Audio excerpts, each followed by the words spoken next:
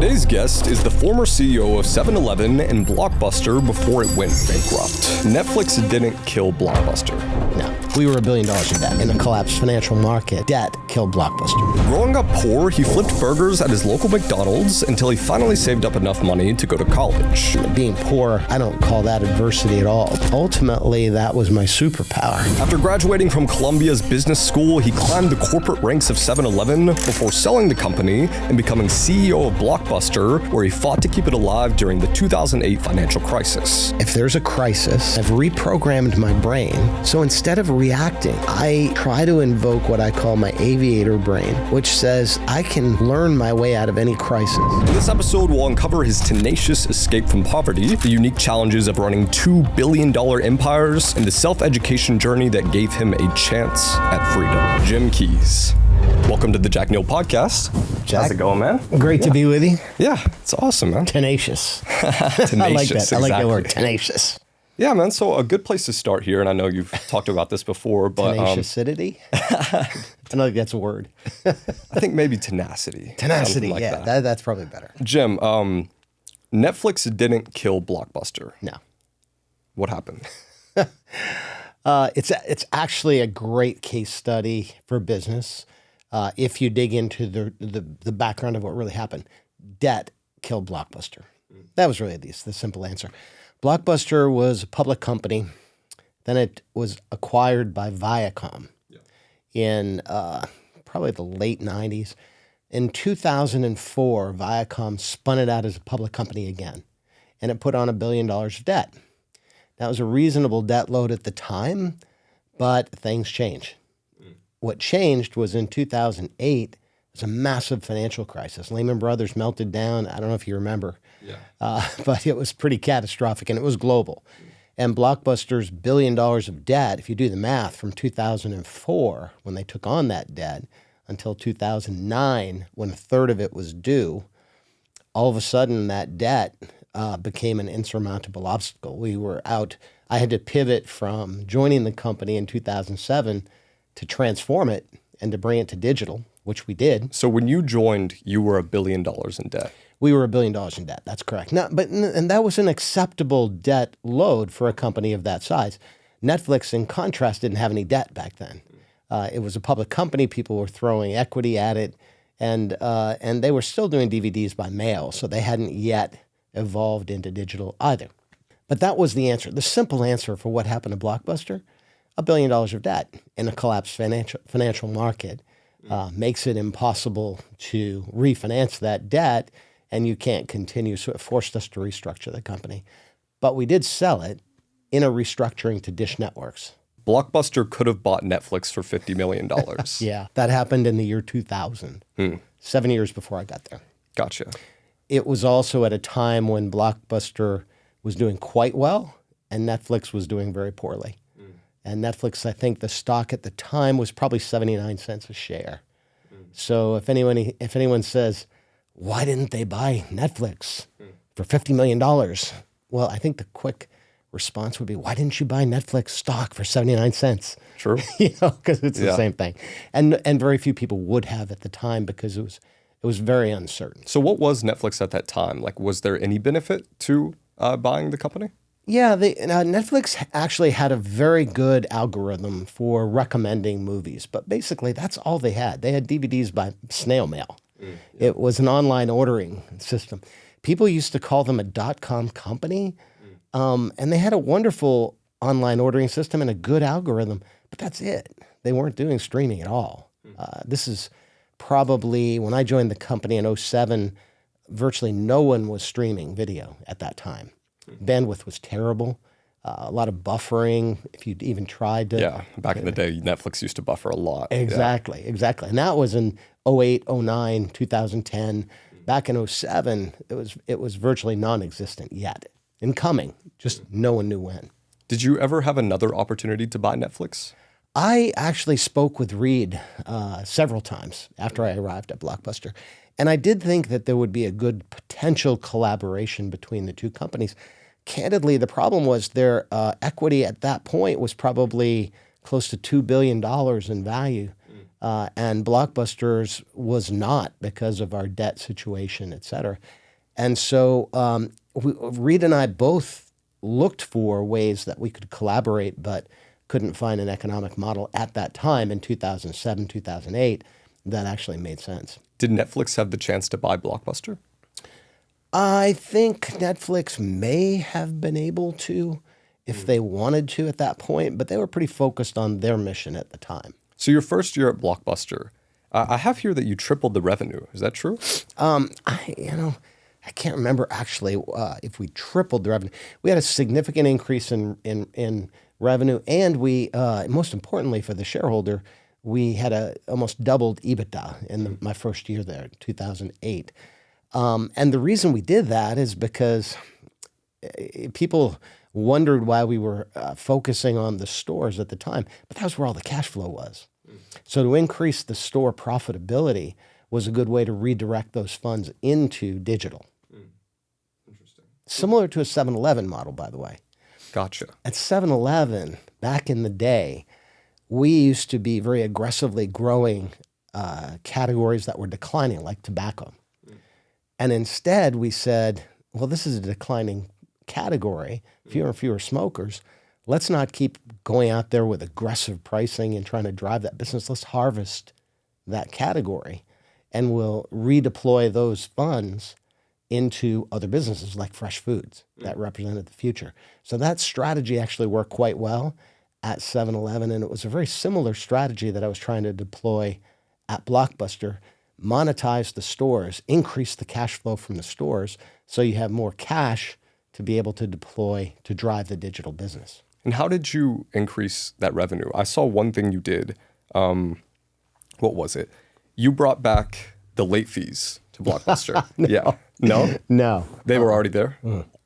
Blockbuster made $800 million a year in late fees. Was that like a large part of the business? It was at the time a pretty big part of the business. And this is a decision that was made before I arrived at Blockbuster.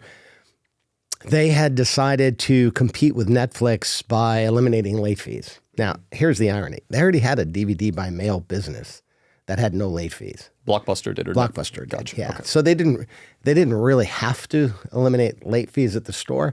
Yes, it made people very happy, but no, people didn't come in the significantly higher numbers that they would have hoped after they eliminated late fees. So net, yes, it wasn't 800 million. I think it was about 80 million. I think it was 800 million the biggest year. Maybe, ever. Yeah. But at the time they made the decision, it took about 80 million in cash flow out of the business, which further compounded the cash challenges that Blockbuster had at the time. How much does the CEO of Blockbuster make? Oh, gosh. At the time, I believe I joined the company at a salary less than the previous CEO was making. And I did that on purpose. My objective was to carry more equity than salary. I'd done quite well at 7-Eleven. I didn't really need a paycheck, if you will. So I think my salary may have been about $500,000 a year, which compared to most CEOs was actually quite low. But I had a higher percentage of equity in my compensation package. And I also invested in the stock. A lot of CEOs don't do that. But when I came to Blockbuster, I believed so much in what we were doing in the transformation that I took a fair amount of my personal wealth that I had achieved at 7-Eleven over 20 years and invested it into Blockbuster. Was that a good financial decision to invest in the stock? I thought it was at the time. But I could see where getting more equity could be a good situation for you because you ended up selling the company, right? Yeah. How does that work with CEOs? Like, who is the majority holder of the equity at some of these large corporations like McDonald's, like 7-Eleven? Yeah, CEOs generally get a piece of equity, but very few of them are majority shareholders in the company. So most large public companies are held by large institutions that are institutional holders managing other people's money. CEOs are compensated when there's a sale of the company. Their equity is turned into cash, and it really depends on how long they've been there and how much the equity increases. So, for example, I was at 7-Eleven for 20 years, 21 years, accrued a fair amount of equity at the time. That stock during my tenure as CEO went from about $3.50 a share to almost 40 when we ultimately sold the company.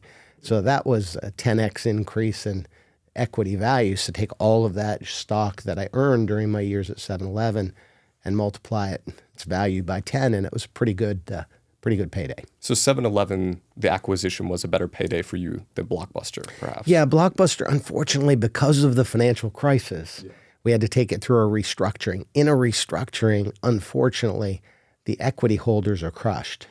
So the equity value went to virtually zero.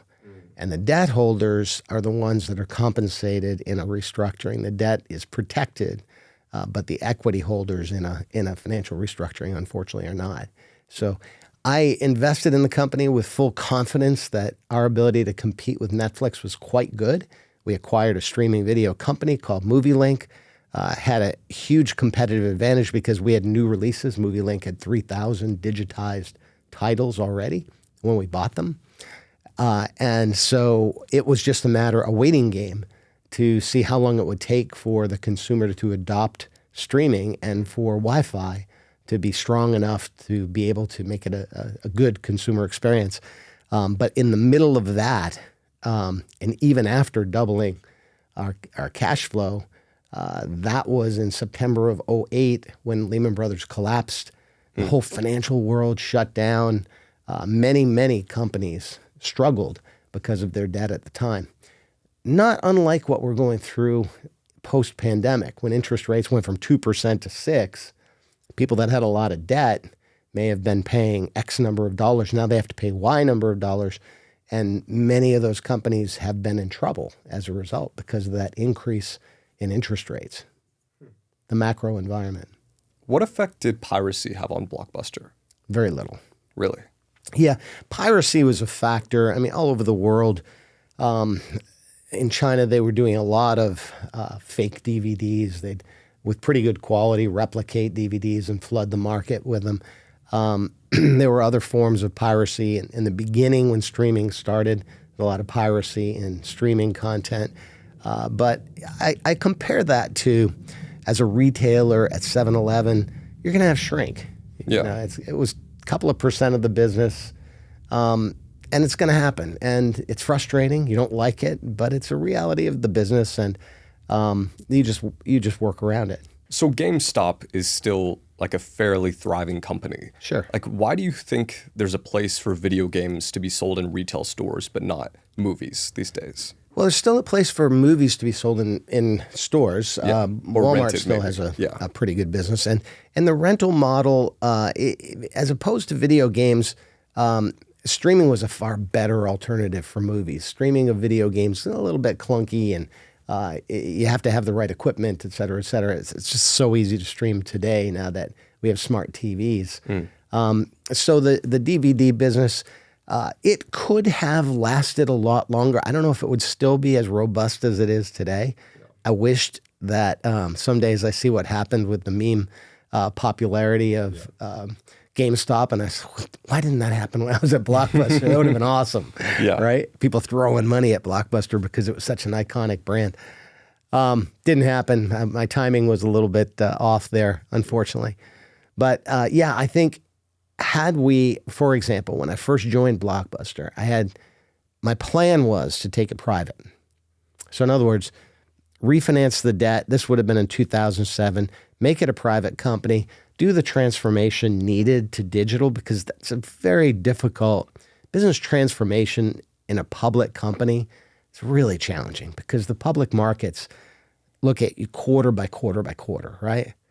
And that's hard when you're completely overhauling. It's like changing the tire on a car while it's rolling down the road, right? It's really hard. Yeah.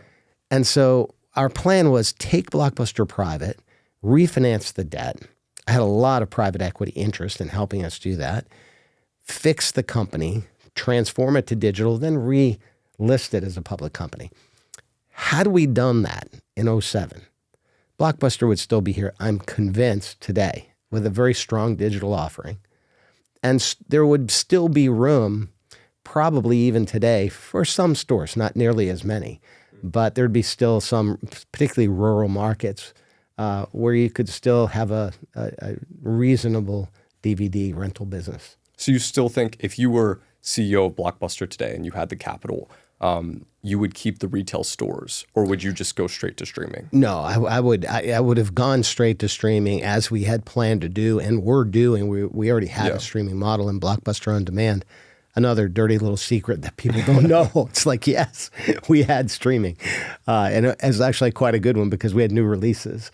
So I would have absolutely gone to streaming.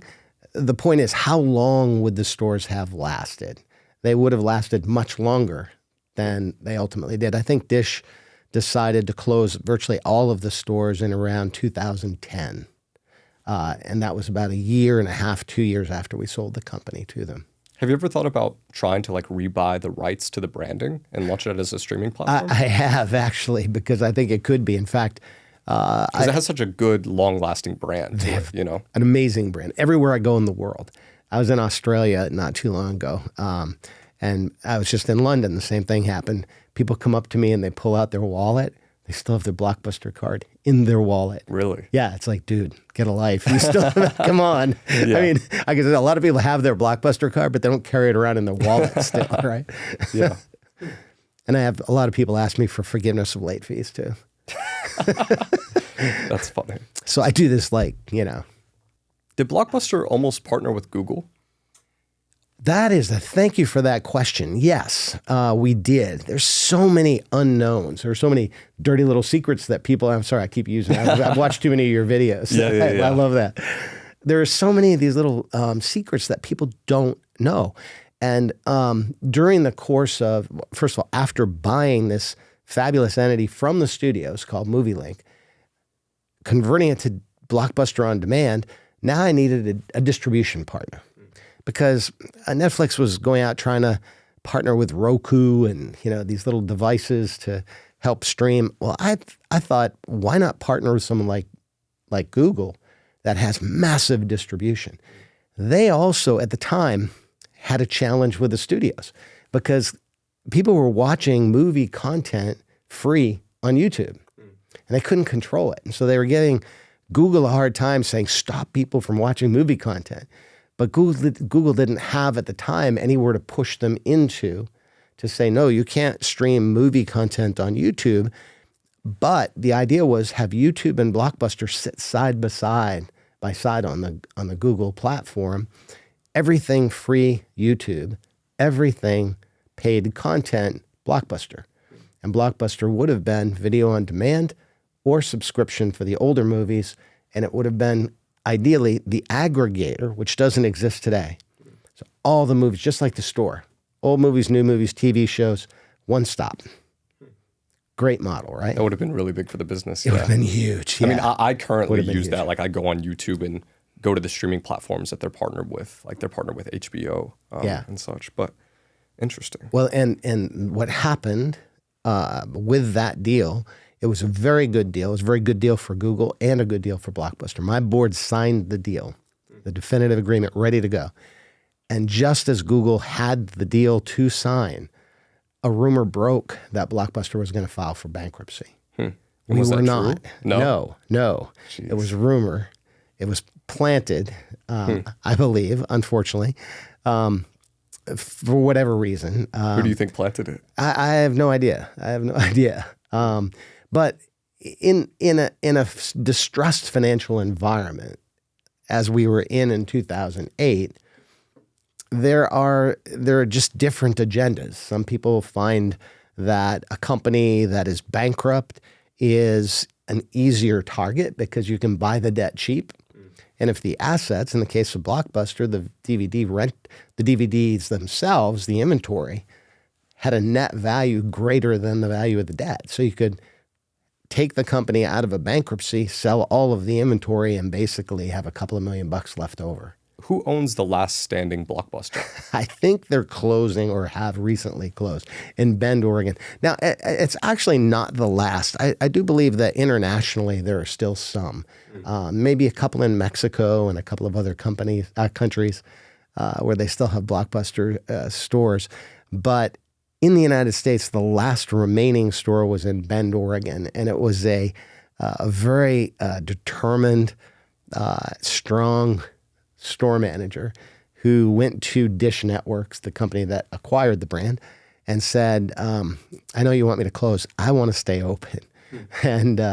And she had created such a huge social media following for that one store in Bend, Oregon, that Dish ultimately let her continue with the license. Now, I think she's just now decided. She's closing it now. I think she's closing it. How old is she? I'm not sure. Probably in her late 40s. Gotcha. So it's not like a retirement thing. It's like the store's not successful. Yeah, my guess is it's economics. I mean, fewer and fewer people have DVD players today. And as I said, the stores would have lasted longer than they did, but yeah, I think we're pushing it today in 2024. Yeah, I can't remember the last time I bought a DVD. Yeah, it'd be a while. So let's talk about your backstory a bit. Sure. I think a good question to give context to everyone is, what is your mission? My mission, that's a really good question. Today, my mission is to help the world, and that sounds so cheesy, but I really believe that what helped me achieve virtually anything, and I'm still doing it. The things I'm able to do today, I have a life of adventure that I attribute to learning. So I've learned how to learn. Yeah. So I'm new in this social media arena, as you know. This is your world, right? Yeah. I hired a 23-year-old person to help me, to teach me social media. And now I'm kind of crushing it. I'm out there, and where it goes, I have no idea, but I'm having a blast doing it because it's an entirely new way to communicate. And my message of, hey, you can do anything you want to do if you learn how to do it, if you learn how to learn.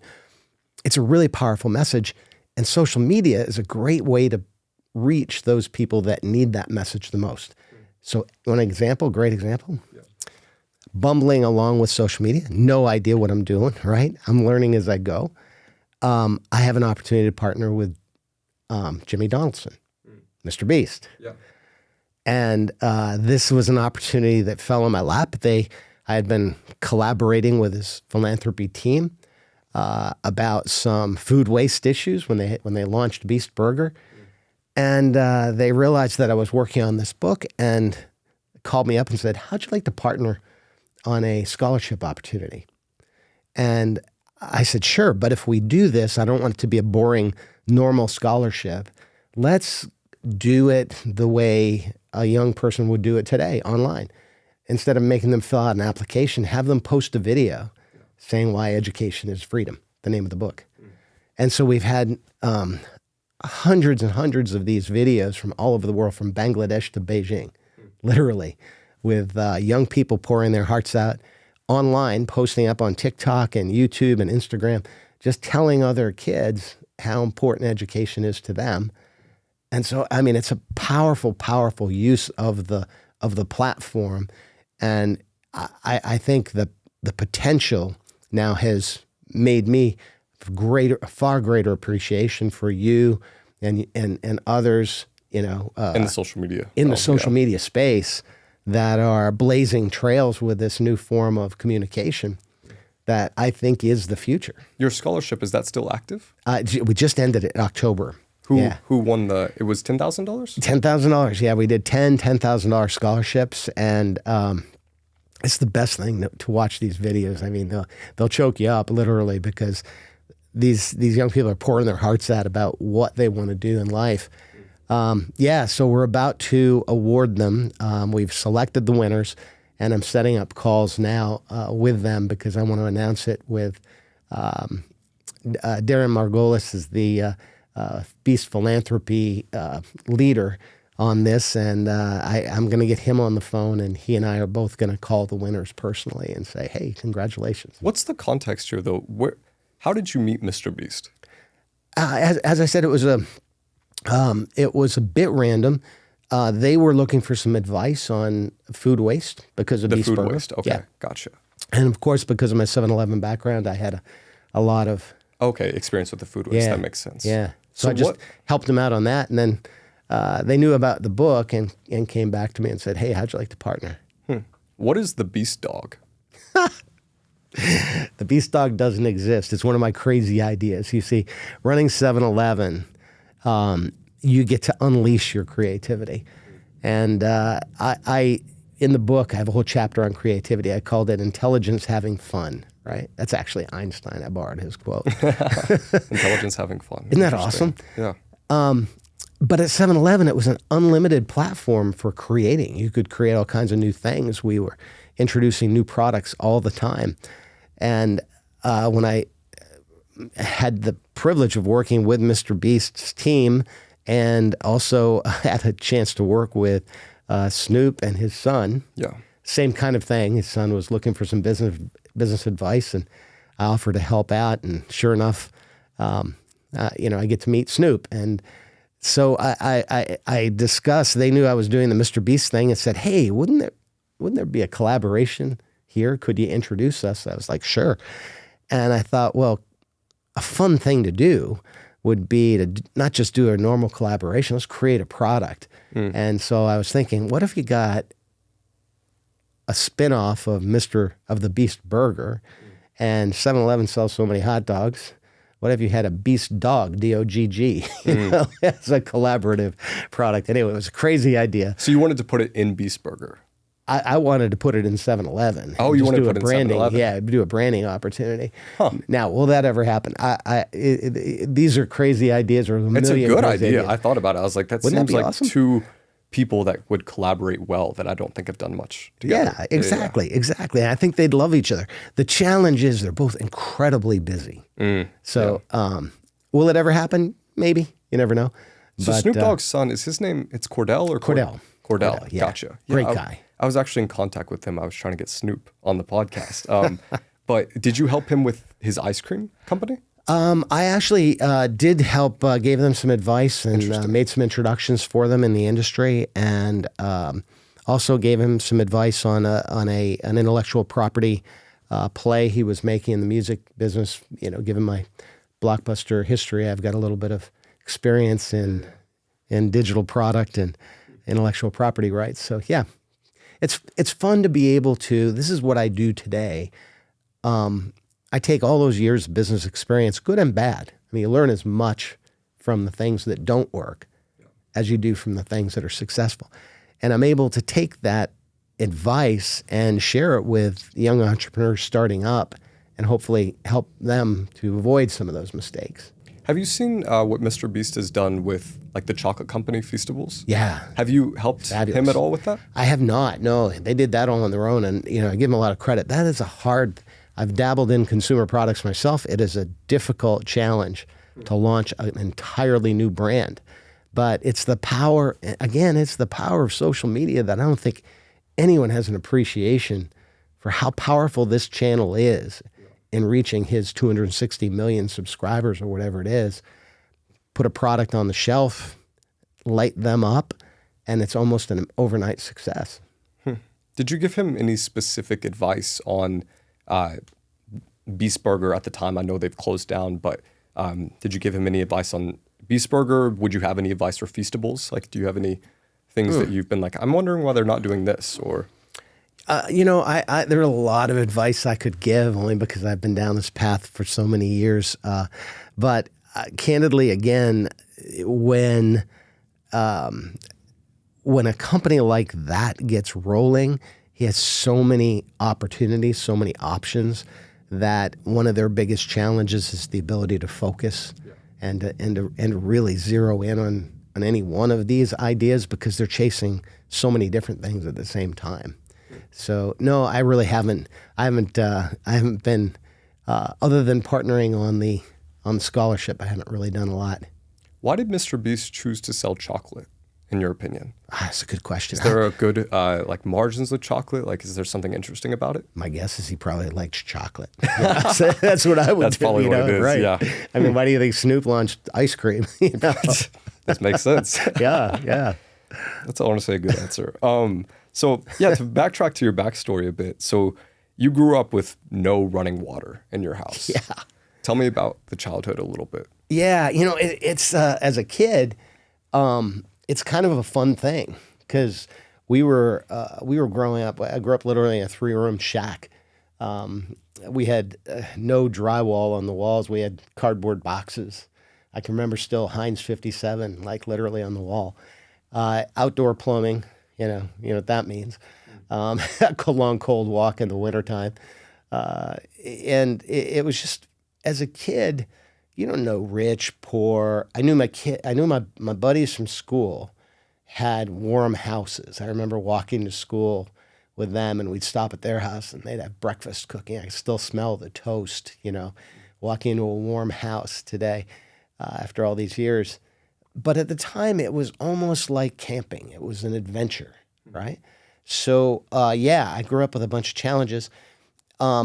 What I ultimately learned is that those challenges were as much about opportunity as anything, because I learned that adversity and being poor, I don't call that adversity at all, because it's just a fact of life. You deal with it. But then I had all kinds of other issues, and there's, as many people do, with parents breaking up and a lot of disruption, not knowing where you're going to go, and your house being shut down and those kinds of things. But I discovered that ultimately that was my superpower, because it forced me to have a rugged sense of independence at a really early age. And it could have gone either way. And you see this happen with young people all the time. You can use it as an excuse, and it becomes, woe is me, I'm a victim, everything's bad, the world's against me. Or you can say, you know what? I'm going to learn from this, and it's going to make me stronger, and I have more freedom. I remember thinking at the time, I have more freedom than the kids that are rich on the other side of town. I don't have anybody telling me what to do, what time to be in at night, that kind of stuff. So I'm going to use this responsibly and learn from it. Something I often think about is the concept of you get what you deserve, and you deserve what you really want, And I find it interesting that, like, growing up in this underprivileged situation, like, you always wanted to be kind of the best at everything you've done. Where did that come from? Was there a certain age where you were really good at something, and it just kind of, you had this habit of excelling in what you did? I think it was more a question of recognizing that I had to work harder than someone else, and I also had to be a little bit more on the straight and narrow than others. I remember friends, you're kids, right? You're in a store and say, hey, let's snag a bag of potato chips, And I remember thinking at the time, you can do that and get away with it. If I do that and get caught, I'm going to be the one that really is in trouble, because I have nobody to help.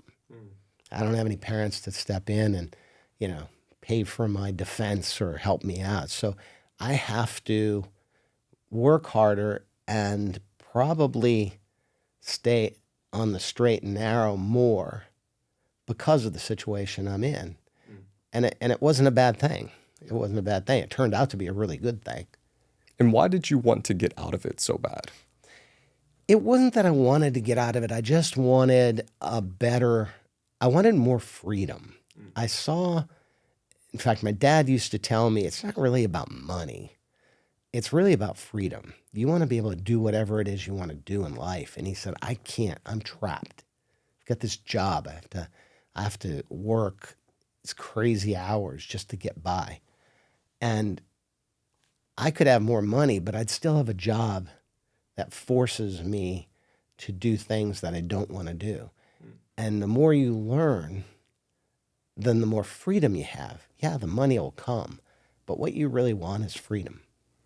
And how much freedom did you want? Because a lot of people stop before getting to the place of CEO of major companies. Like, you were CFO, then you were COO, then you were CEO. Why did you always want to upgrade? Why were you never comfortable? It's a really good question. I once had a teacher take me aside and say, Jim, chill. You really need to relax, because you don't need to work so hard. I always found that the harder I work, the more opportunity there is. And I almost couldn't wait to see what's next. It was more, I've got a really active curiosity. Again, another chapter in my book, How to Nurture Your Curiosity. And I mean, this is your life, right? You're propelled by a curiosity that makes you want to learn about other people. And I was doing the same thing, and I'm still doing the same thing. I'm now curious about social media, so I'm diving in. I don't have to be doing this. I could be on a beach somewhere, right? Yeah. Playing golf. I'm a terrible golfer. Likewise, yeah. Right. So I've just discovered that the more I learn, the more I can do, and the more adventure awaits. And isn't that what life's all about? That makes sense. So you seem to get happiness or dopamine from discovering new things, and you realized at an early age that the harder you worked, the more opportunity you had to discover new things and discover new opportunities. That's really interesting. Exactly. Your dad, you worked in the same factory as your dad. Yeah. What factory was that? It was called Bay State Abrasives in Massachusetts, Westboro, Massachusetts, not far from Boston. And it's a hard place. I mean, literally an abrasives plant makes grinding wheels and sandpaper and, blocks, abrasive blocks. Tough environment. And did you work there at the same time as your dad? No. Or was he not there anymore? He had already passed. And for years, he passed when I was 12 years old. And for years, he used to say, that's why he encouraged me to learn, because he said, I don't want you to have this life. I don't want you to have to work as hard as I work. And I saw he and my mom, both really, really hardworking people. And but the plant, I was at McDonald's, as you know, I was flipping burgers, and then I got a job driving a truck, and so I made a little more money there. But I looked at how much money were you making to contextualize it? Yeah. Put it in context, $1.25 an hour at McDonald's. $1.25? Yeah, Jeez. And then at the factory, how much did you make there? I was probably making like $2 or $3 an hour, but they had this thing called piecework, where the more you made, the more you could earn. Yeah. So, I was an athlete in school, and I'm out there, I'm on this machine. I'm like bored to tears anyway. I might as well turn it into a game. And started making all kinds of stuff, and I was making pretty good money until I discovered, it's a huge learning, that it doesn't matter where you are. If you're in grammar school and you raise your hand too often, people are your buddies are going to get mad at you, right? On the factory floor, you work too hard, you're going to make somebody else look bad, and they're going to get mad at you. And I discovered that the hard way in the factory, because the more I made, the more I was making other people upset at me. Not the bosses, they were fine, the coworkers. And I ended up, believe it or not, getting in this fight with this, big bruiser factory dude with bulging biceps and everything. And I didn't mean to get in a fight, but he kind of, he was giving me crap about working too hard, and gave me a shove, and I sort of pushed back, defend myself, right? And who won that fight? Well, nobody won. We ended up, I think I was hanging on for dear life, so he'd stop punching me.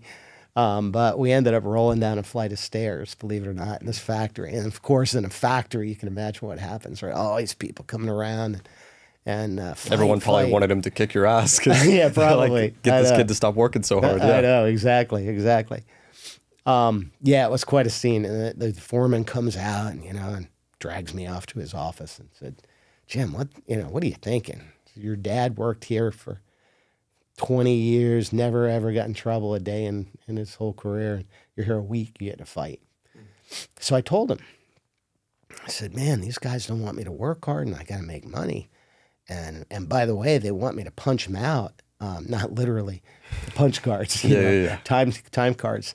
They want to leave at 2, and they're telling me to punch them out, when I leave at 5. And that's just not right. He's like, dude, get over it. It's the way it works here. And it was a shock, because I was like, you're the foreman. You're supposed to make this thing work. It's a huge lesson in business. But I discovered the same thing occurs in a white-collar environment. It happens everywhere. So the key and the most important learning here is it's going to happen. There are going to be people throughout your life that don't want you to work as hard, be smart, accomplish anything. And that peer pressure is the worst thing that can happen to you. It's somebody else telling you who you are and what you are. And the more you can block that out, not to the point you want to get in a fight, probably, but the more you can block that out and create your own identity, the more successful you'll be. Yeah, there's that saying, misery loves company. Why do you think that is? Why do people want others to fail? It's human nature, sadly. I did a lot of research for the book in neuroscience and trying to understand. And there's a portion of our brain that is, I call it in the book, the caveman brain, and it's that portion of our brain that caused fight or flight. It caused us to save ourselves from a natural predator, perhaps. But it's the same thing that causes us to react and overreact and resist change and almost devolve into a tribal behavior. You see a lot of that going on right now. And that tribal behavior is that, clustering for safety in a pack. It's all triggered by that amygdala, that portion of our brain that goes back to being cavemen. And as humans, we have so much more potential. It's really a big part of the purpose behind my book, to be able to say, don't give in to that tribal instinct. Don't give in to that caveman reaction to crisis. Instead, use your knowledge, use your reason, critical thinking to be able to rise above it, and you can accomplish anything. You said a second ago your father died when you were 12. It was of cancer, yeah? Yeah. What kind of cancer was it? Colon. What impact did your father's death have on you at that age? Led me to get a colonoscopy every 3 years for the rest of my life. That was not a good impact. It was probably a wise impact. No, it's, I'm sure I carried a lot of baggage. I lost my mom too. She was a little bit older. I was 35 by the time she passed. Colon cancer, same thing. Oh, they both died. Yeah, of colon cancer. And my guess is it was environmental. They both worked in factories, tough environments. We weren't eating fresh fruits and vegetables. We were eating out of canned beans, B&M baked beans, and Frank's. So it was, hard on a 12-year-old kid, as I'm sure I've got still some scars from that, I imagine. But it also gave me, I think, a deep sense of gratitude, because I had some great years with my dad, and I probably avoided those years of, when you get into your teen years and you start having conflict. I missed that whole thing. And so I was able to have really quality time with him. And I truly believe that he established a sense of values in me that I still carry today. What's one thing your father taught you? The importance of character. And I've used this, I've created something called a hierarchy of success. And the foundation of this hierarchy is character. Each of us has a brand that we wear around on our chest. You can't see it, but you can feel it when you're interacting with somebody. And it's the external appearance, yes, of course, like the packaging on a Slurpee. Yeah. But what's inside really matters. And the quality and consistency. And for humans, that comes down to integrity, humility, gratitude, compassion for other humans. All of those things that separate us from all of the other creatures on the planet. And to me, that's that foundation that I think he helped to establish as a kid. And then your mother, what's one thing your mom taught you?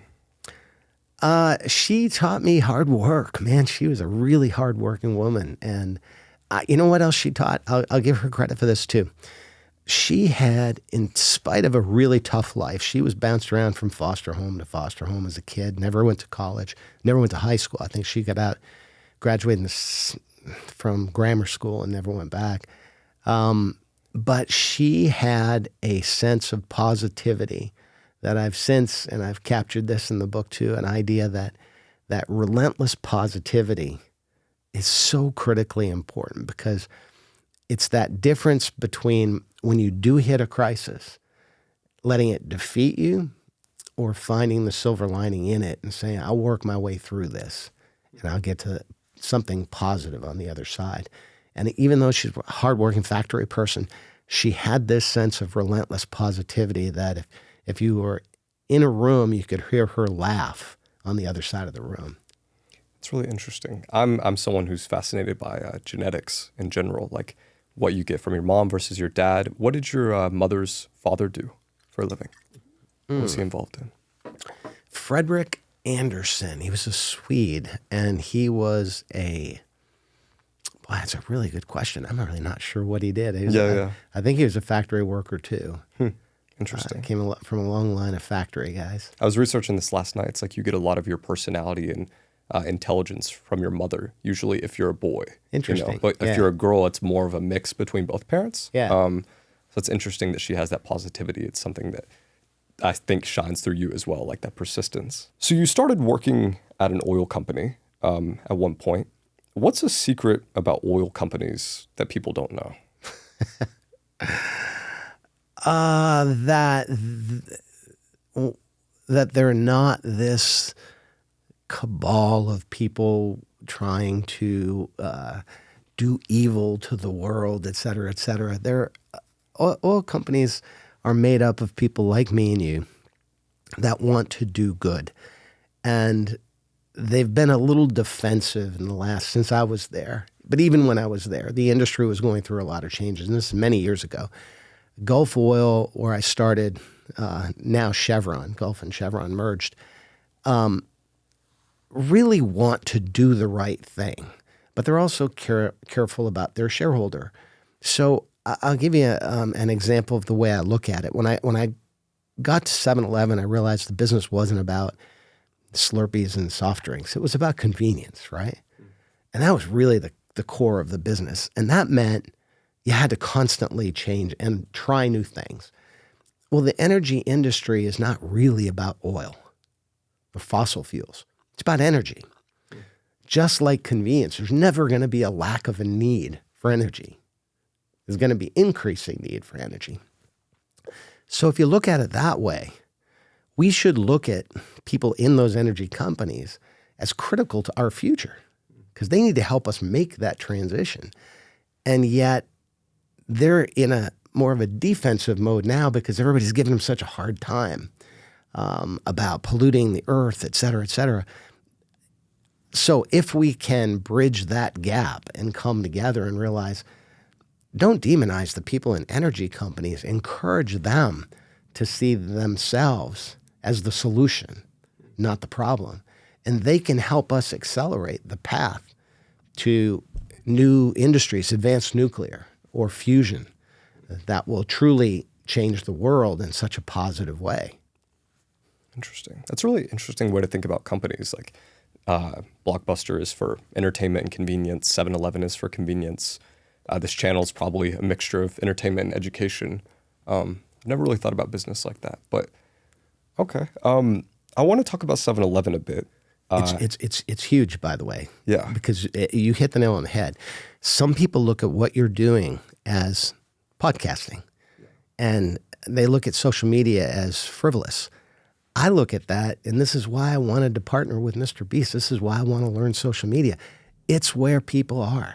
So it's an opportunity to dial up, as you said, education. The Chinese are using TikTok to teach. Yeah.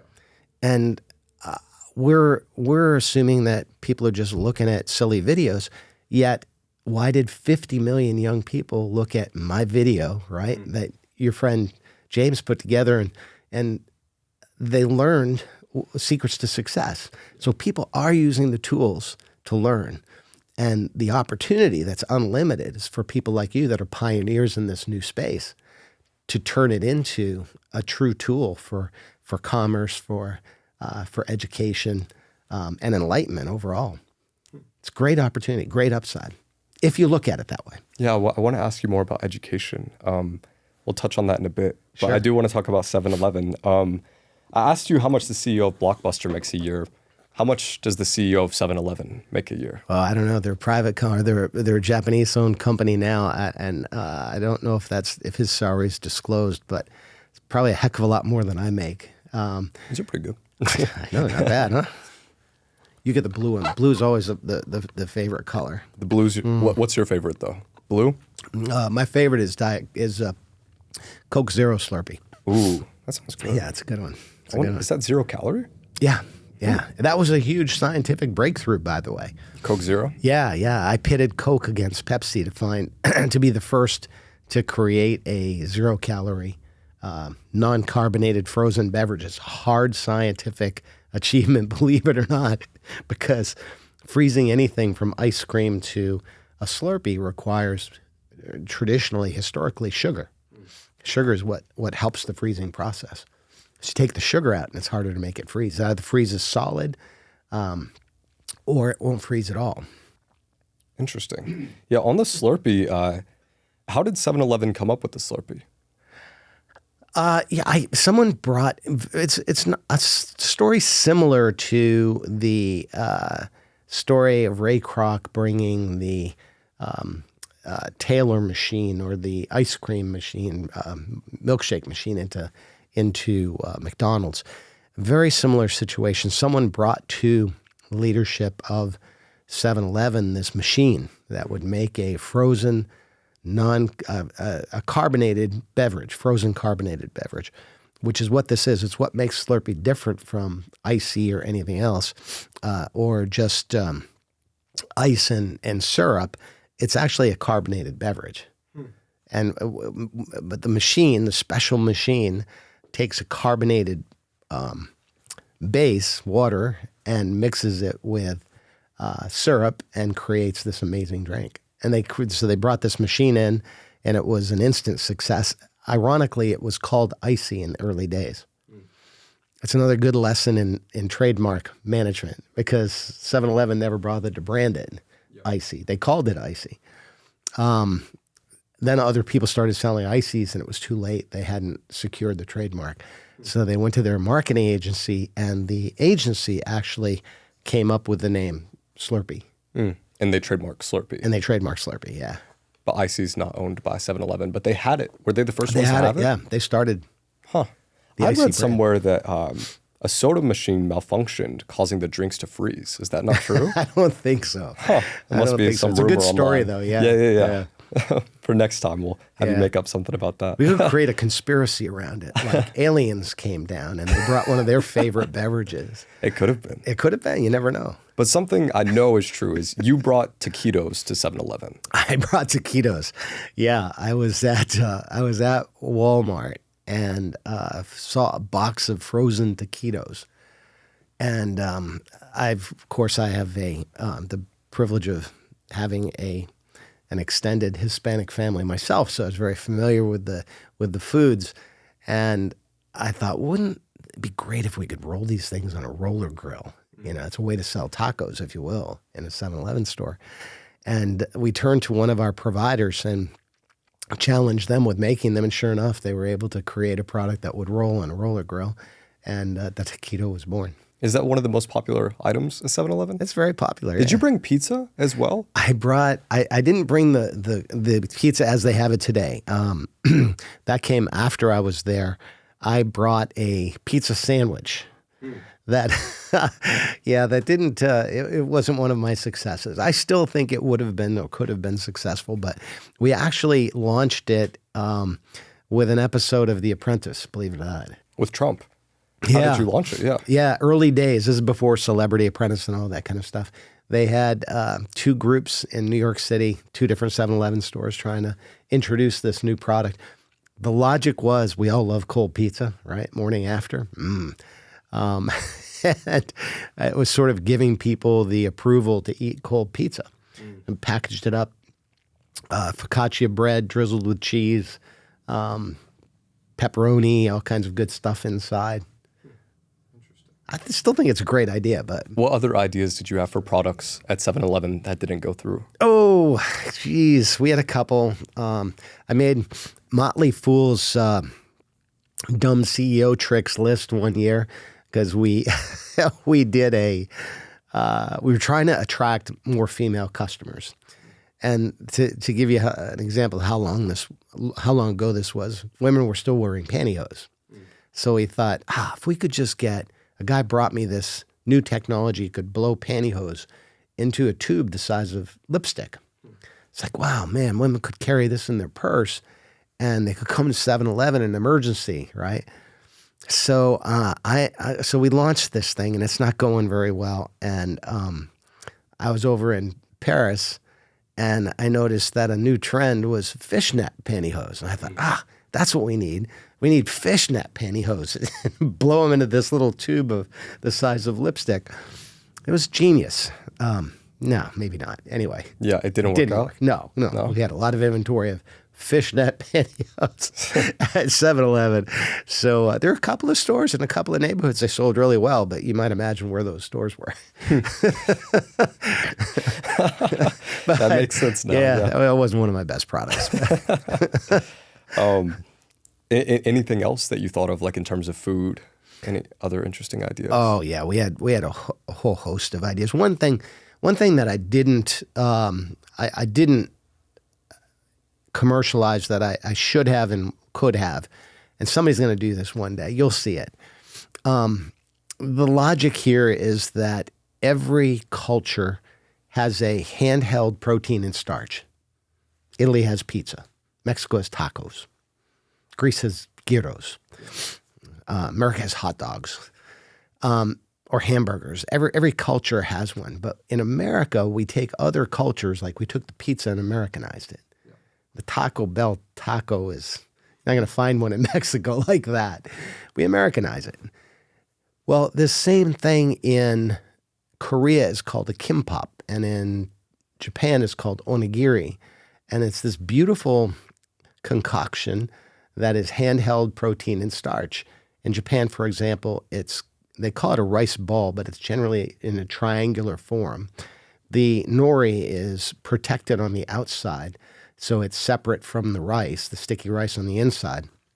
And then inside the rice is perhaps tuna or salmon or something else. It's kind of like an on-the-fly sushi sandwich, if you will, which my Japanese friends would be horrified at that description, but it's kind of what it is. You think it'll be big in America one day? I think it could be huge if we Americanize it, if we turn it into, a product that has, my idea was down south, you could do red beans and rice inside of this rice concoction. You can also toast it on the outside. You don't have to have nori. You can have all kinds of different flavors, barbecue and barbecue beef inside.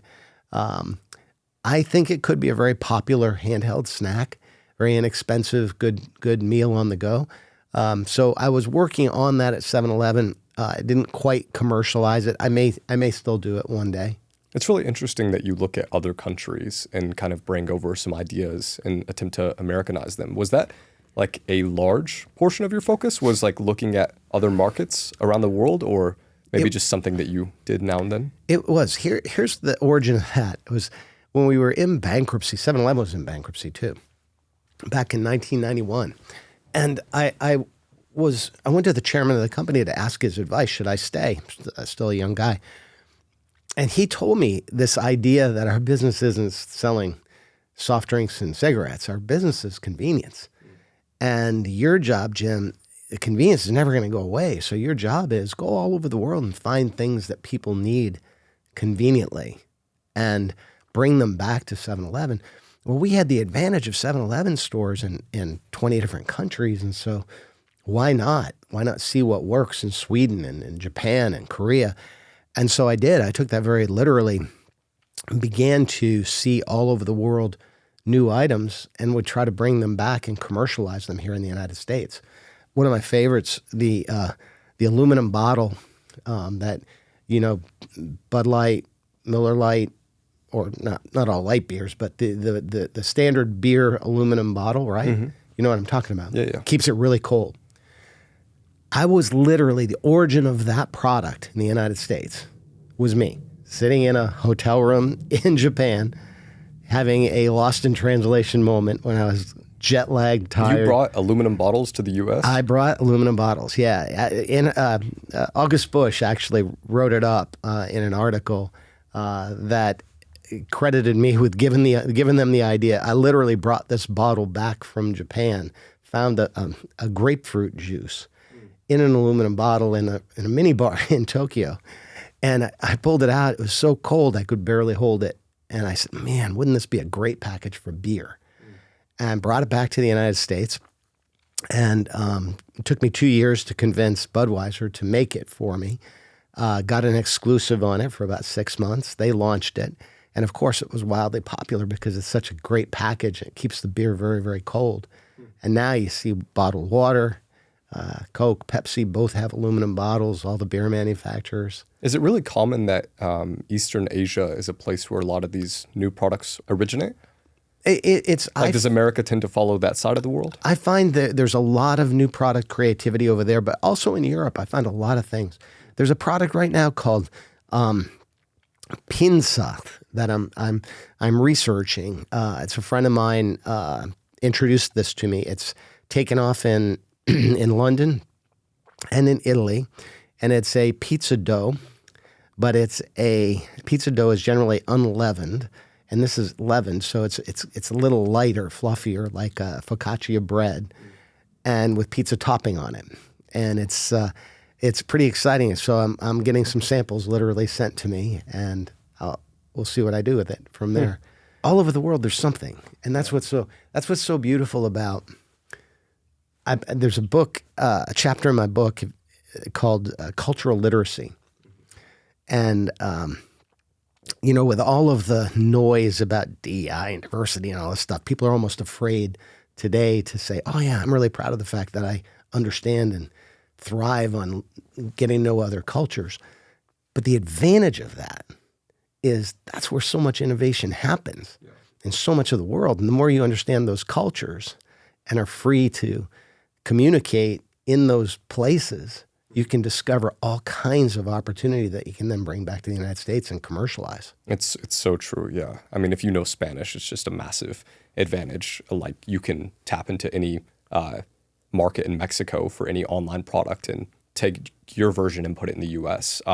You'll find it fascinating. A big one I've done is like social media. You can follow, so TikTok has their own version called Douyin in China. Oh, yeah. And you can follow what kind of software and types of things they're pushing to understand what's going to happen in the US a few months from now. So a big one was like selling on live stream. So people would sell lots of products while going live, kind of just like showing it, talking about it. And that's become really popular in the US over the past month or two, but it's been a thing in China for the last 2 years. You know, it's really interesting how you can get ahead by looking at China. But so when you were brought on to 7-Eleven, it was Toshifumi Suzuki was CEO, and he was responsible for bringing 7-Elevens to Japan.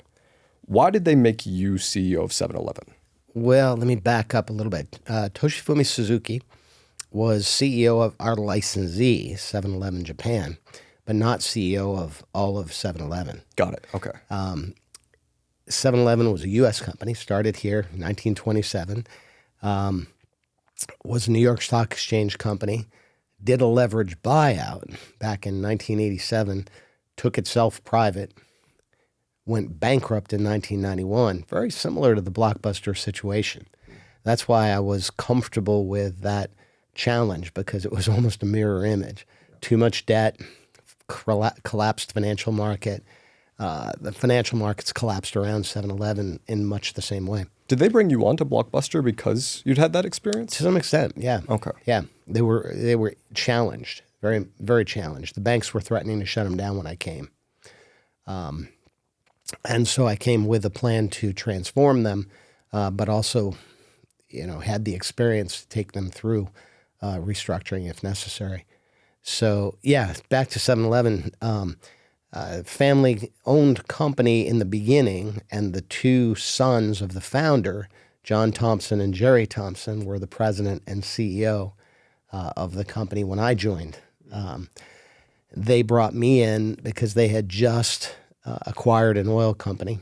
They were going to put gasoline in front of every 7-Eleven store as a new convenience item, and brought me in from the oil industry to be able to help them transform the business. And who was CEO at the time? At the time, it was John Thompson. He was chairman and CEO. His brother Jerry was president, and then John handed over the reins to his brother Jerry to be CEO. Then when we filed for bankruptcy and emerged, it was 7-Eleven Japan and Toshifumi Suzuki that came to the table to help us basically refinance the company and return as a public company. And at that point, a gentleman named Clark Matthews had gone from CFO to CEO. And around that time, I became CFO, reporting to him. So that guy, Toshifumi Suzuki, he was responsible for like bringing the 7-Elevens to Japan. Why are Japanese 7-Elevens so much better? Yeah. A couple of things. First of all, they started many years after 7-Eleven in the U.S. So we had the disadvantage in some ways of having too much scale and too much history. So when it came time to put technology into 7-Eleven in the U.S., it was very expensive because we had so many stores. 7-Eleven Japan started arguably 40 years after us and began with scanning technology in every store. They had much smaller stores, so they said, we're going to use this technology and we're going to mine the data and we're going to actually create the best ordering system in the world, not taking the thinking out. So today everybody thinks AI is going to do all the thinking for us. The Japanese said, no, that store operator is the only one, the best computer in the system in the world, isn't going to know that there's a parade going on tomorrow in front of the store or a football game a mile down the street. And that store operator will. So we're going to arm that human with better data and give them really easy to use decision-making tools so that they can be a better retailer. It's a very different model than many, many retailers around the world use today, even today, but it works. And that's so what do they do for them? They give them different data? They give them handheld tools that provide excellent data to make really good decisions about inventory. So they can be very precise. In other words, they're selling restaurant quality sushi in every store. How do they do that? You have to have a really excellent ordering capability and predicting capability.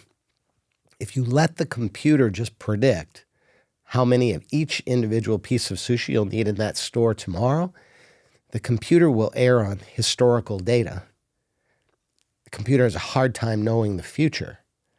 But the human says, I do know the future. I know that there's a road repair scheduled for next week. So I'm going to back off my order for next week because the road's going to be torn up. And can take those things that we as humans know, talking to the customers, reading the news, knowing the neighborhood, and then apply excellent data for decision making on top of that. It's really in many ways the ideal use of technology, not taking the human out of the equation, making the human a better human. Is 7-Eleven perceived differently in Japan than it is in the U.S.? Is it perceived as more of a luxury there? Well, not a luxury, more of a necessity. A necessity. Okay. Yeah, and it's because of this very effective use of data that allowed them to do a far better job of each store customizing the product assortment to the unique needs of that individual store. Because in Tokyo, in a very condensed area, you could have two stores across the street. One's in an office building, the other's in an apartment building. So the demand on those two stores for product could be entirely different, very different pattern. And with the data, they can actually customize that demand to satisfy the needs of store A versus store B, really in an amazingly effective way that it creates that trust with the consumer. Remember I talked about character and integrity, humility, gratitude, all that stuff? Well, stores have character. Same thing. They have a brand. And that consumer trust is earned over the years because they're always there for them. When they go for breakfast, they know that there's going to be something fresh and good. So they come back at lunch and then they come back at dinner. And that's the difference with 7-Eleven Japan. People are using those stores literally 3 times a day for breakfast, lunch, and dinner. And maybe a snack in between. I know it's a bit of a stereotype, and a lot of people probably question why this is the way it is, but why do so many Indian Americans run 7-Elevens? It's a really good question, and there's a really good answer, because 7-Eleven represents the American dream. There was just an article in the Wall Street Journal that I was quoted saying that very thing, that one of the secrets about 7-Eleven that no one knows is that the reason so many first-generation Americans like to come to 7-Eleven, Subway, places like that, it's a small environment. They can generally be their own boss. They don't have to work for someone, deal with language issues or any, perhaps discriminatory practice. None of that stuff. They're their own boss. They can recognize that hard work will pay off, because the harder they work, more successful that store is. They have a chance to buy another, to get a franchise. And then they'll bring family in, put them to work. They make enough money to get their own franchise, and they buy another. So in many ways, I have so many stories of people coming to the United States, $500 in a suitcase, and now they have greater wealth than I do because they have experienced the American dream one 7-Eleven store at a time. How much can you make franchising a 7-Eleven? You can make an awful lot if you have a store in a place like Long Island where the traffic is so good and the business is very, very, very strong, and then you leverage into 2 stores, 3 stores. Like $1 million a year for one store? You or could. like, yeah, really? You can make $1 million a year in a store. And what are the kind of store. base requirements for people? The base requirements, it's relatively inexpensive, $100,000 on average. I don't know what it is today. I've been away from the business for a while, but on average, $100,000, $150,000, the price of entry. So you can work in a store long enough to make the money to be a franchisee and then own your own store and then own a second store if you work really hard. So it's why I describe it as the American dream, but it's an American dream that is transplanted to other countries, because we taught the Japanese franchising when we brought 7-Eleven. Toshifumi Suzuki, you mentioned, asked for the license, and we taught him the franchise model. He incorporated the franchise model in Japan. So here's the Japanese market now with 18,000 entrepreneurs who created their own opportunity and are their own boss and adding stores themselves. So it's a model that's been, I like to think of it as the American dream being transplanted all over the world. So you're outside of 7-Eleven now, so maybe you can answer this without bias. But if you were, say you'd gone to college and you'd saved up $100,000, $200,000 working a job, what's the most profitable company to franchise? Would you say 7-Eleven, some other gas station? It's a good question. I'm really not close enough to it today. I would say 7-Eleven only because I know the system and I know how much money you can make by being a successful franchisee. But there are so many other brands out there. Subway does a really nice job. So many other franchise opportunities. Candidly, though, even though it is an easier path to entrepreneurship, I say easier because it's all laid out. The framework's there, right? You don't have to create your own accounting system. Somebody's there to handle that for you. Your own inventory system, et cetera. I would probably err on the side of starting something on my own and being an entrepreneur, creating something brand new, rather than being a franchisee. But that's the nice thing about America. If you have the desire to set out on your own and be your own completely independent entrepreneur, the opportunity is there. If you want to franchise in the United States, we have hundreds or thousands of companies offering franchises. And in many cases, it's a way to learn. to be an entrepreneur. You set up with somebody's structure, your own business, becomes successful, and then many franchisees then branch out and do their own thing as their second iteration. What would stop you, with all the knowledge you have, from just franchising an organization and hiring like an operator for the store and just getting extra cash flow from that?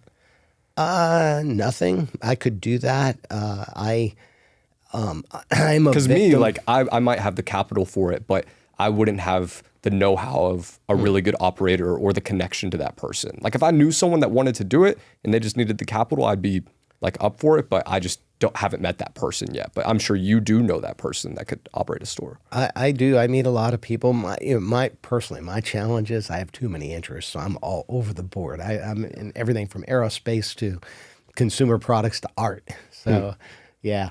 I guess just money isn't the main. That makes sense. Yeah. Just so many hours in the day. I wish I had more. Why is it called 7-Eleven? The company actually started as an ice house. It was the Southland Ice Company. Sold blocks of ice for people to put in their ice box before the days of refrigeration. It's hard to imagine. But this is back in 1927 when they started. They evolved into convenience stores because the ice business went away, or that block ice business went away when the refrigerator was introduced in the late 1920s. So they started selling other things and evolved into convenience. Their first But name, they sold ice at those stores? They did. So that's like the first product of 7-Eleven is very ice. first product. Interesting. Yeah. Okay. The way they learned that the convenience business was such an opportunity is the Frigidaire was invented. And it was really going to destroy their business because people didn't need blocks of ice for their ice box anymore. And they started asking customers what they wanted, and the customers said, "We don't come here for the ice. We come here for the convenience of getting ice." And that led to a whole new business for them. They just started selling bread and milk and other things. So they called it U-Totem. Like they had a totem pole outside the store, and they called it U-Totem, like you carry it away. And that brand, I think, existed until the 1970s, when they started as a point of differentiation. Supermarkets were opening at 9 a.m. and closing at 5 or 6 p.m., that sort of thing. And what 7-Eleven decided is we're going to keep all of our stores open from 7 a.m. till 11 p.m. as a point of differentiation. Hence 7-Eleven. That's really interesting. I never knew that before. Yeah. Dirty little fact. That is a dirty little fact. What's your go-to? The dirty little fact is they should have thought ahead, because it could have been 24/7 and it would have made so much more sense. Are most of them 24/7s? Yeah. Huh. Yeah, I guess they came out with 24-hour fitness or something. That's a big brand. But yeah, 7-Eleven 24/7. You think it should be called 24/7? Well, they were one of the first to pioneer literally 24-hour operation. People weren't doing that back in the day. Interesting. Yeah. What's your go-to 7-Eleven order? Go-to 7-Eleven order. Usually a Slurpee. Really? Yeah, I'm still a Slurpee drinker. They're pretty good. Yeah. They are. I had one in my office back in the day. What's harder, being the CEO of 7-Eleven or Blockbuster? They both represented neither were hard. Both represented fascinating challenge, intellectual stimulation, true unlimited upside potential. Both represented frustrations. 7-Eleven, I had my days when they filed for bankruptcy and I wasn't sure if I was going to have a future there. And when that kind of environment kicks in, there's a lot of nastiness. There's corporate politics and fear and anger and all that stuff that kicks in. So I had my days at 7-Eleven that were somewhat frustrating at times, but on balance, it was fascinating. Absolutely fantastic experience. Blockbuster, same thing. What I didn't have the opportunity to do at Blockbuster that I did at 7-Eleven is get on the other side of the challenges and enjoy the upside of the business transformation. Because we sold the company out of bankruptcy rather than restructuring it ourselves and staying with that business transformation. But if you had to pick one, if you could be the CEO of one of those companies, like if you had all the capital. Yeah, that's an impossible one. Really? It's an easy answer. You'd say 7-Eleven, they have 80,000 stores today. Wouldn't that be great? But Blockbuster had so much potential, so much upside, and still does. There is no aggregator of digital content today. And the Blockbuster brand is so well known all over the world, and there's such passionate affection. I still get people, as I said, bringing their Blockbuster card to me when I do public appearances today. And it would have been absolutely fascinating to take that business to that next level and be the innovator of digital experiences. Where I would be taking it today is not in the direction that Netflix and others are going in, which is still very traditional media. I would be all over what guys like you are doing and commercialize it and make it much more mainstream, because today people are consuming content like you're producing, but they're consuming it on their phones. Yeah. I'd make it big screen, because there's so much richness and content that's out there, and I don't think anybody's really tapping into that channel yet in a big way. Into which channel? The content? The social media channel. Yeah. I don't think anybody really has, and this is brand new to me, but since I'm new to this channel, to introducing myself to the world of social media, I'm discovering the richness of content that's out here. And it's better than some of the more mainstream film content that's being produced today. You guys are doing some really, really good stuff. And it has the fringe benefit of being incredibly informative. So I think there will be, at some point in the future, a merging of these traditional formats and the new formats.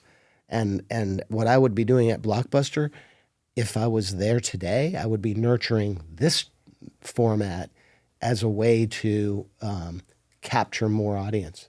That's interesting. So let me ask you this. Former CEO of 7-Eleven, former CEO of Blockbuster, if you wanted to have the number one podcast in the world, what would your strategy be? I'm working on one now. Nice. I don't know if it'll work, but I'm actually I'm having fun with a podcast concept. I've shot 2 now, and I'm shooting them in the cockpit of my airplane. That's nice. That's good. It's fun. It's fun because I've got the privilege of flying single pilot, right? And I'm at 40,000 feet.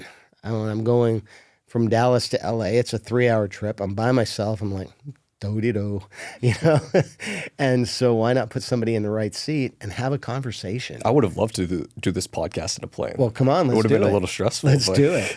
I'm down for it. But it does. There's a clarity of thought up there. It's like I said about the perception issue versus perspective. When you're looking out the front, so different from looking out the side windows in an airplane. You see the world unfolding in front of you, and it truly is a freeing experience. So what I'm hoping is that the richness of content in those discussions that can happen in the cockpit at 40,000 feet may be a little point of differentiation. We'll see. It's so interesting to me that you have such a high stress tolerance. Like, you were CEO of $2 billion companies as they went bankrupt, and you also fly planes, which is known to be extremely stressful. It's why pilots can only work half the year. Where do you think that comes from? I'm an adventure junkie. I don't know. No, I. Do you perform better under stress? Perhaps, but I think it's more a function of stress is manageable. It's like fear. I talk a lot about fear in the book.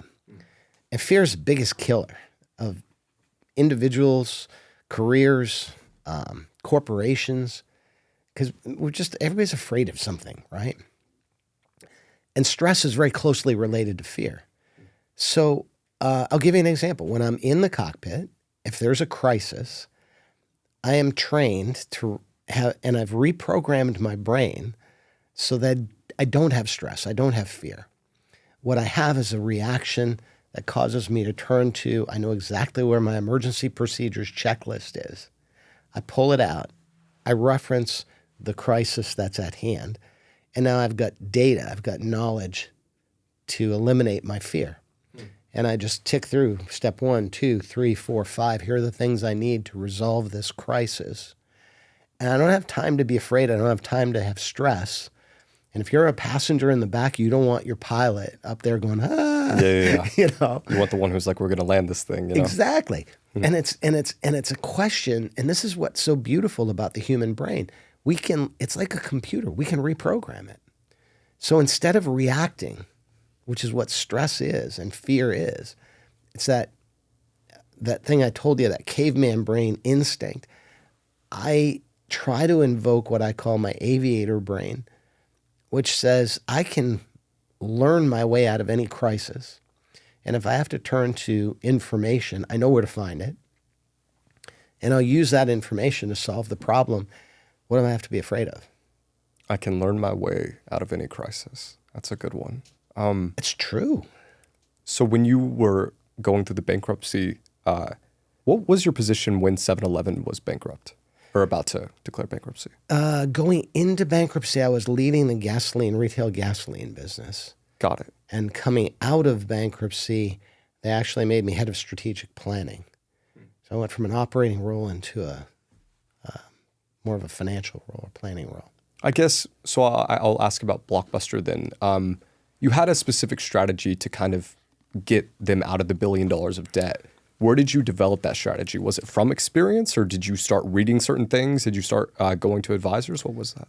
A lot of it was, learning from, well, first of all, this is one of the advantages of education that is undersold today. You do get a set of skills, especially when you go for a graduate degree. Like I was fortunate enough to go to Columbia Business School, and you learn enough accounting, enough business operations, enough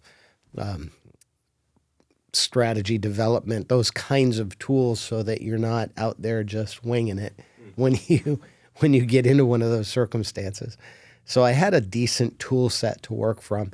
I also had at Blockbuster the benefit of 20 years of experience at 7-Eleven, seeing them through every possible crisis. So I understood the importance of cash flow from my 7-Eleven days and from their problems, their cash crisis that they ran into. So at Blockbuster, it was not fun, because when you're in one of those turbulent financial times, I liked the creative side. I liked developing, content and taking the company into streaming solutions and those kinds of things. I had to pivot from that to just rescuing the balance sheet and finding a way to get creative and getting people to lend us money when the banks were shut down. Which would you say you excel more at, being an operator or being like the direction of like the creative innovations on a company? I think the innovation side is probably, it's more fun for me. And I've probably nurtured that right brain stuff more than most. So I find I've got a bit of a competitive advantage versus the average person out there in terms of right brain functionality. I paint, I write music, I do stupid stuff like that because it's fun.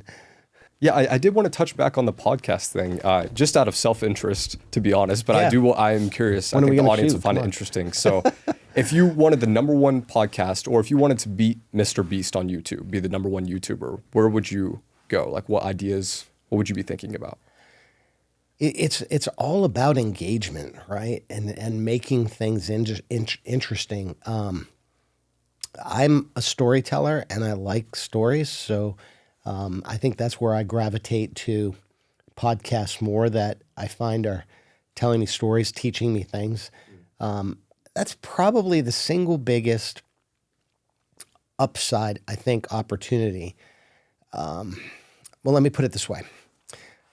There's 2 ways to capture an audience. You can do it with fear, and candidly, you're really good at that. I've seen some of your old podcasts, right? Yeah. All the horror stuff, and that works because fear works.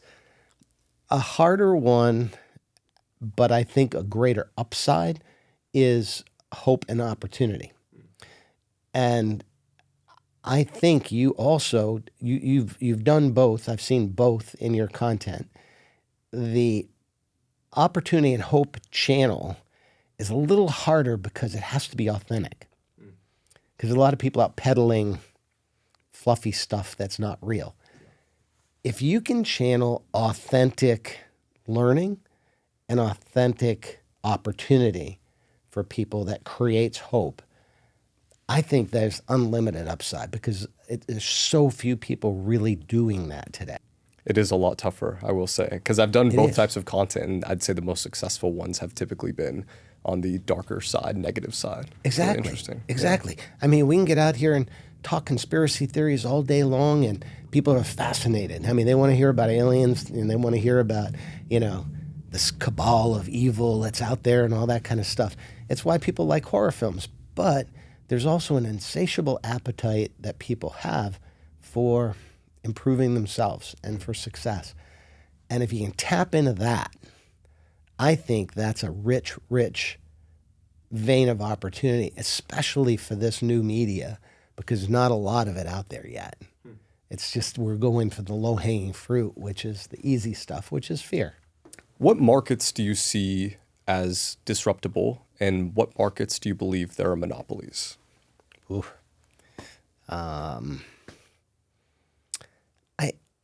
I tend to not think anything is a monopoly. There may be for a minute something that's a monopoly, but that's what business is all about, is disruption through innovation, right?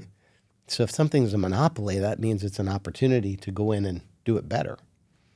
Because the bigger a company gets, the slower it gets to innovate. So that creates upside and opportunity. So yeah, I think I don't worry too much about monopolies. Obviously, the biggest emerging area is AI, and I think I'll give you an example. AI's been around for 50 years. A lot of people don't realize that. It's been around for a long time in rudimentary forms. But the biggest recent breakthrough was when we discovered that we were putting rules on the AI. So we were programming it the way we think. Take a self-driving car, an autonomous car. We were telling it how to drive. And then when we finally said, it can tell itself how to drive better than we can tell it how to drive, and took away the rules, machine learning exponentially got better. And I think that's the same opportunity we have as it relates to AI and all of these new forms of technology. Is we're still encumbered as humans by trying to set the rules for the technology as opposed to letting the technology go. And not in an unlimited fashion so that it comes back and eats us, but turn it loose to do a better job. And where I get excited about that as it relates to humans, and especially like something like education, we're not hearing a lot about AI and its applications in education, but think about the way we teach and learn today. It goes back hundreds of years, and much of it was a standardization process because we were mass producing educated employees for the machine age. Makes sense. The bell curve, right? The bells that announce class change. Everything about our education system was standardization. The outlier, somebody with a learning disability, ADHD, autism, et cetera, they're just pushed aside because they didn't conform to the standard process.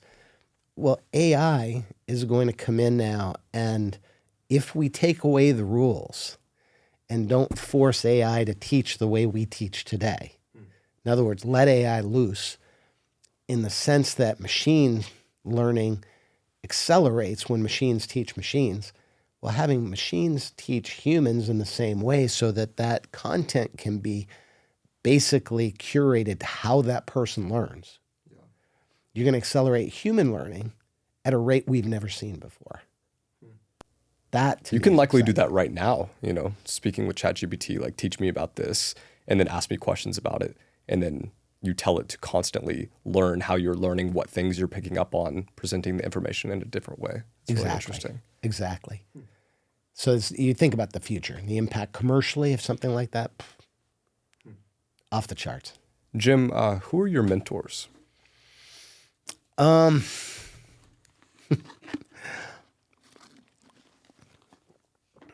I've learned as much from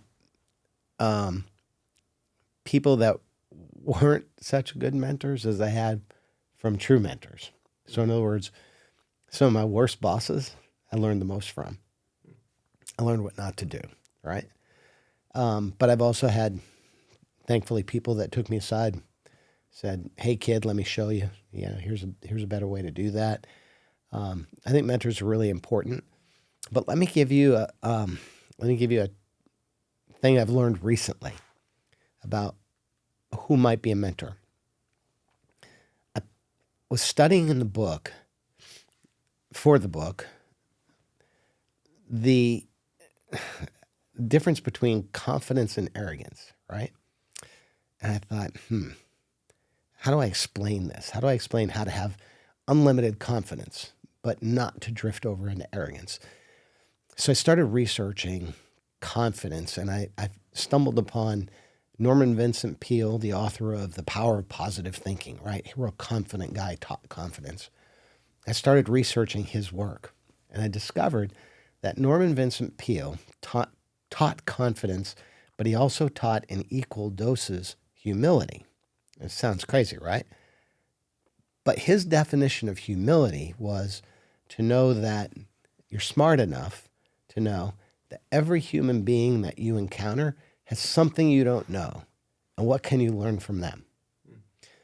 So if you take that literally, then that helps you. First of all, I can be as confident as I want.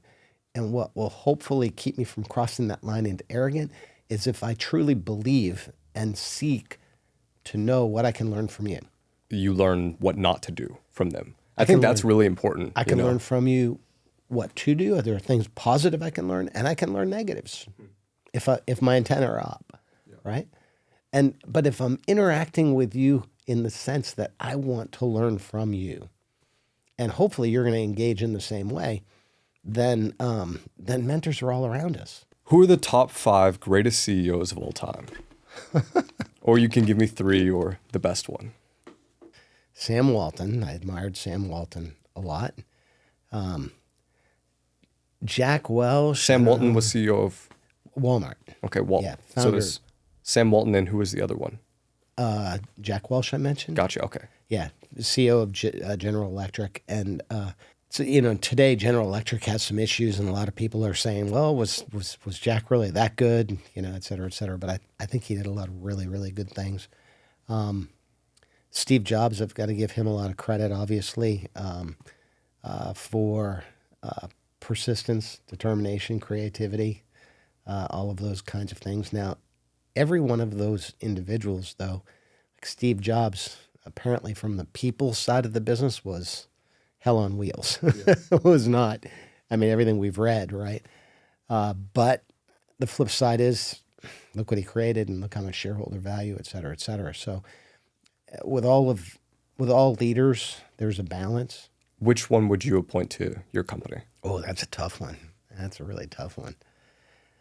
That would have to be Sam Walton. And the reason is that not only was he an entrepreneur that created amazing wealth, but he had what I still think I am striving for, which is that human resources capability. I mean, he recognized that people were his success, and he did a fabulous job of teaching and inspiring his people. Do you have a specific example of that you remember? Yeah, I've emulated some of the things that Sam used to do. He would bring his entire organization into Bentonville, Arkansas, because he recognized that between him and the store manager, there were 10 layers of management just because of their scale. So if he wanted something executed properly, They needed to hear it from him. And he built that way with that direct communication, a sense of trust. He was able to infuse his values throughout the organization, which that base level of character, integrity, et cetera, and he cut through all of the clutter of communication and went direct. So I emulated that strategy at 7-Eleven and Blockbuster and incorporated one of the first video conferencing networks throughout the system, and would talk to my people once a week to be able to keep them plugged in so they knew what the top 3 priorities were at any given time. Who's the most impressive person you've ever met? There's so many different reasons that I would admire someone, but I'll give you two, Buzz Aldrin and Charlie Duke. Buzz Aldrin was the answer I was guessing. But Yeah. who's Charlie Duke? Charlie Duke is Apollo 16. Oh, nice. And lunar module pilot for Apollo 16. He and I, he called me up and said, "Hey, you want to promote your book in zero gravity?" And I flew down to pick him up, and we flew onto the shuttle strip at NASA. Went in the zero G flight. And it, sorry, Charlie, if I got your age wrong, but I think he's like 85 or something like that now. Wow. Just incredibly sharp. What was impressive about Buzz Aldrin? Buzz is intellectually so ahead of his time, because here he was, an astronaut, and a lot of these astronauts were test pilots. They were smart guys. But Buzz was not just an astronaut. He was also off the charts brilliant and was working on orbit mathematics like way ahead of his time, and helped NASA not just as an astronaut, but when it came to orbital dynamics and the ability to really understand how to have a spacecraft re-enter the Earth's atmosphere and things like that. To hear his stories today really gives me an appreciation. First of all, I'm blessed with that friendship. It's amazing. I have to pinch myself and say, I'm really sitting next to this guy, having a casual conversation, a guy who inspired me when I was a kid. I was in Boy Scout camp watching him do his thing on the moon. But he's just a really strong intellect, but also a just good human being and fun to be around. I have to ask, because we joked about it. Did you ask him about aliens? Of course. You can't say anything about it?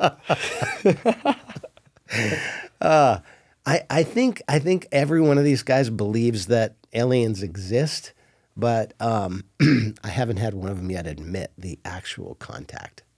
But he hasn't said anything about seeing aliens. No, not that I've admitted. I've hung out with him a bit. Interesting. Yeah. I know there are a lot of stories. Yeah. I think it's a lot of that's we want that to be true. Yeah. Last question here, Jim. Until it is, and then we go, oh shit. They're not all cuddly like E.T. I guess theoretically, if you had evidence of aliens, would you ever reveal it? Or would they ever reveal it?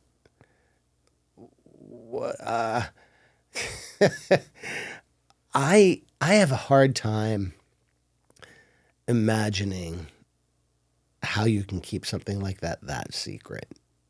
I really do. I mean, I understand all of the theories, and a lot of the stuff that I think we see is probably either us testing or others testing new innovative forms, because there's a lot of science that never gets revealed, maybe for military application, whatever. So I don't know. Do I believe that other life exists? Absolutely. Do I believe there's big cover-up of stuff that we know and that there are bodies and all that kind of stuff? I just have a hard time. People are terrible about keeping secrets. Yeah. And it's true. I know friends with the highest level of security clearance. I have a hard time thinking that they could keep that quiet. Yeah. Especially after that many glasses of scotch, Like, That's Dude, a fair come on. point. Yeah, and everyone has a Right. wife too, and you always tell your wife everything. I feel like eventually someone would have said something. That's Yeah. some point. Yeah. I mean, it's hard to imagine, but it's much more fun to believe that there's a big secret out there. Last question here. What's the best piece of advice you've ever received? Best piece of advice ever. Don't be afraid. Be fearless. Because there's really nothing to be afraid of. And that's the single biggest limiting factor on most of us is our own insecurity, our own fears. What causes fear? I think what causes fear is ignorance, and I know it sounds harsh, but I quote an ancient philosopher that says, ignorance leads to fear, and fear leads to anger, and anger leads to violence, and it's a negative cycle, and it just repeats itself. Yoda actually used that in Star Wars, teaching Luke. And there's another element besides just knowledge. It's knowledge. That's what I tried to capture in my book, that you can learn, as I said, you can learn your way out of any crisis. But there is another element, and Yoda called it the Force. And I like to think that that's a good metaphor for any religion. It doesn't even have to be religion. It's just a belief. You've got to believe in something, even if it's just believing in yourself. But that combination, a really powerful combination of faith and reason or knowledge. I'll quote Pope John Paul, of all people. I didn't expect, in researching, never expected this would come from a pope. He said, too much faith and it's superstition. Too much reason without any belief in anything, it's nihilism. He said, think of faith and reason as two wings that elevate the human spirit toward the truth. Such a powerful concept that our combination of, as humans, faith and knowledge, or faith and reason, can lift us toward truth. And with truth, we have nothing to fear. It is literally the kid turning on the light at night, realizing there's no monster in the room. That's what seeking the truth is with knowledge. And once you know how to do that, you can accomplish anything because there's nothing to be afraid of. Well, everyone, this has been your guest, Jim Keys. This is the Jack Neel Podcast. Thanks for coming on, man. Thank you. Sure. Enjoyed it.